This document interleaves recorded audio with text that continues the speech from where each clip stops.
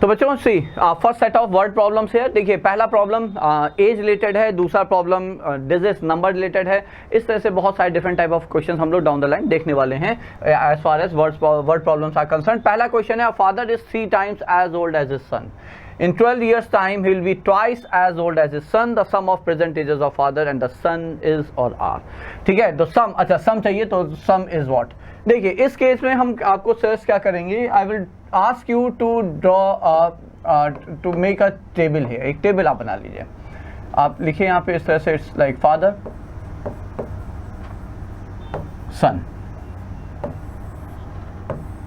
So पहला case present as, because ऐसा आप कर लेंगे ना तो गलती होने के चांसेस बच्चों काफ़ी कम रहेंगे।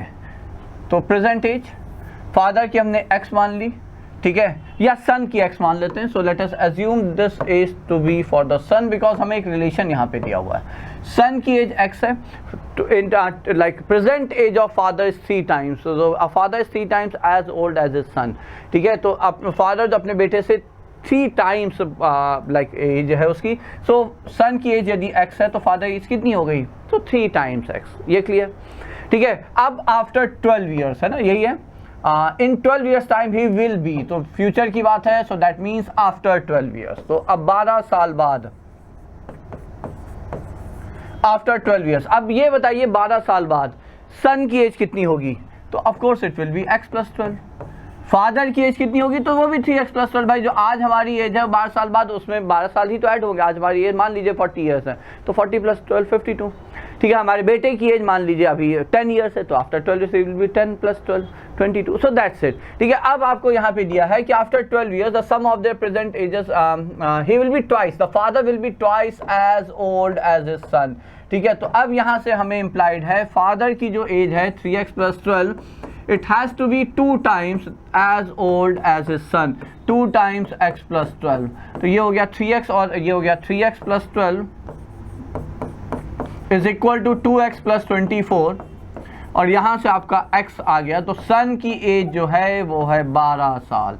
Present age of son is 12, so therefore present age of father will be is 3 times, so father's present age is 12 times 3 times 12 which is 38। सो हमें यहाँ पे तो उनकी प्रेजेंट एजेस इंडिविजुअल चाहिए, हमें उनका सम चाहिए, तो sum is nothing but 48। So B option is the correct one. तो ये हो गया आपका यहाँ पे जस्ट अ मिनट, सो ये हो गया आपका यहाँ पे right. So that's the correct answer. Okay, I think it's done.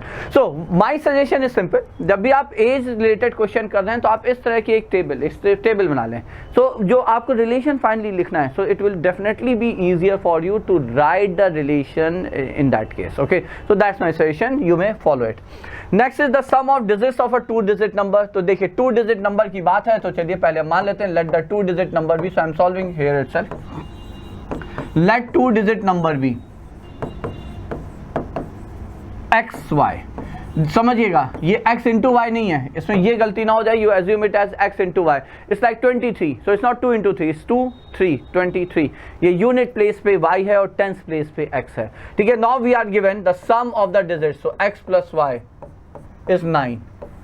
ये पहला relation. And also 9 times the number is twice the numbers obtained by reversing the order of the digits। 9 times the number। अब देखिए जब unknown digit के term में आपके पास number है and you have to like operate any mathematical operation over that number whose digits are known। तो ये याद रखिएगा, चाहे उसमें कुछ ऐड करना हो, चाहे मल्टीप्लाई करना हो, कुछ भी करना हो, ये याद रखिएगा। You can do it only when you express that number in terms of its place value। Like place value का क्या मतलब है, जैसे हमने कहा 23, तो 23 को आप कैसे लिखोगे, 2 into 10, क्योंकि 2 की प्लेस वैल्यू 10 है, और 3 into 1, so which is 3 of course, because 3 की प्लेस वैल्यू यूनिट है 1 है। Okay, so 9 times the number, 9 times the number XY। तो हमने क्या कहा, now you have to multiply the number by 9, so you can't do it in terms of like when you write it as XY। आप कर ही नहीं पाएंगे। क्यों नहीं कर पाएंगे, जैसे 9 into 23 है, तो आपको पता ही कहाँ चलेगा कि कैरी क्या करना है, कैरी करना है या नहीं करना है। So as I said express it in terms of place value, तो XY को लिखेंगे 10x + y।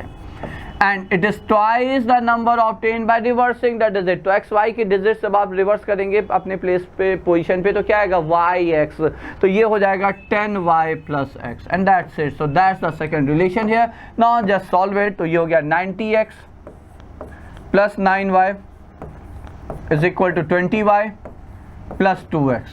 2x उधर आ गया तो 88x is equal to 11y। तो बात हो गई खत्म। y is equal to 8x। Now using substitution method आप ये y की वैल्यू उठाएं यहाँ रख दें। So x plus 8x, so how much is it? So x plus 8x, substitution method याद है ना बच्चों, इज इक्वल टू 9। तो x आ गया 9 plus by 9 which is 1 here. x 1 आ गया तो x की वैल्यू यहाँ रख देंगे तो y हो जाएगा 8। So therefore number is xy which is 18। तो नंबर आपका हो गया 18। सो दैट्स द आंसर हेयर। तो ये हो गया आपका ये आंसर बच्चों।